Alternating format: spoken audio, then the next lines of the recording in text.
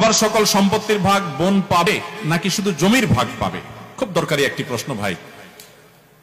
আল্লাহ রাব্বুল আলামিন বাবা মায়ের সম্পদে ছেলেদের যেরকম অধিকার রেখেছেন, মেয়েদেরও কি রেখেছেন?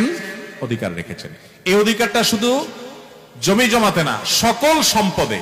এমন কি বাবার ঘর, বাবার আপনার আসবাবপত্র, ব্যবসা বাণিজ্য, কল কারখানা, দোকানপাট, ব্যাংক ব্যালেন্স যা আছে, এই সব কিছুর মূল্য নির্ধারণ করে সেখান থেকে আনুপাতিক হারে মেয়েদেরকে দিতে হবে। আমি প্রায় সময় বলার চেষ্টা করি, আমাদের দেশে বাবা বা মা মারা যাওয়ার পরে ভাই হিসাবে বোনের হক পাই পাই করে কোরআন বর্ণনা অনুযায়ী বুঝাই দিচ্ছেন, এরকম মায়ের পুত খুব কম আছে। আপনাদের মধ্যে কয়জন আছেন হাত তোলেন দেখি? বাবা মারা গেছে, মা মারা গেছে, বোনের হক বুঝাই দিচ্ছেন, হাত তোলেন দেখি কয়জন আছেন। দেখেন হাত কিন্তু উঠছে না। অনেকেরই বাবা মারা গেছেন, মা মারা গেছেন, হাত কিন্তু উঠছে না। খুব ভালো করে শুনে রাখেন, ভালো করে শুনে রাখেন। রাস্তায় যদি দাঁড়ায় ডাকাতি করেন পিস্তল হাতে নিয়া, ছুরি দিয়া, এতে গুনাহ হবে। ডাকাতি ভয়াবহ অপরাধ। আপনি যদি চুরি করেন আর একজনের হক মেরে খান, এতে অপরাধ হবে।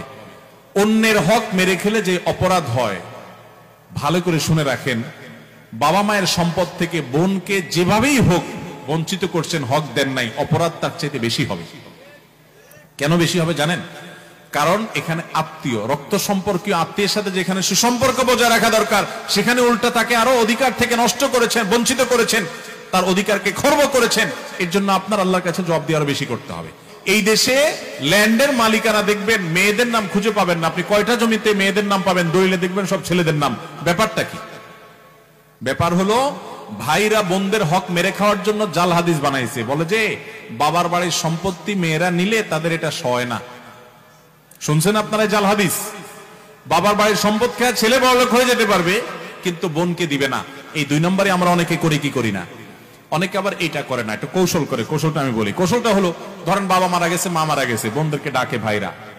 এটার নাম আমি দিছি বাটপার ভাই। এই বাটপার ভাইরা ডেকে বলে, এখন বোন দেখো, বাবা তো যা রেখে গেছে দেখছো, বাবার জন্য অনেক পয়সা করে আমি খরচ করা লাগছে, অসুখ বিসুখ ছিল, আর তোমাদেরকে তো বিয়ের সাথে দিছি, সামনেও দেখাশোনা করা লাগবে, বোন বাগিনা আসো। এখন তোমাদের তো এখানে কোরআন হাদিস অনুযায়ী আপনার হক আছে। মৌলভী সাহেব বলছে যেটা দিতে হবে, আল্লাহ কোরআনে বলছেন ফরিদাতুম মিনাল্লাহ, আল্লাহর নির্ধারণ, এটা দিতে হবে। এখন তোমরা কি বলো? এমন ভাবে উপস্থাপন করে, বোনরা চিন্তা করে বাবার বাড়ি বিটায় উঠে দাঁড়াইতে হবে, এসে পা রাখতে হবে, এখানে একটু বেড়াইতে আসতে হবে, এখানে নানি পোতা আছে, বাবা মার স্মৃতি আছে, আসতেই হবে। যদি ভাগে নিয়ে যাই, ভাই ভাবি তো আর তাকায়ও কথা বলবে না, তো দরকার হলেও বলে থাক ভাই, দেওয়া লাগবে না, আমরা খুশি। এই 2 নম্বরই করা হয় কি হয় না? মেয়েদের সাথে 2 নম্বর এটা এখানে না, বাসর রাত থেকে শুরু হয়। বাসর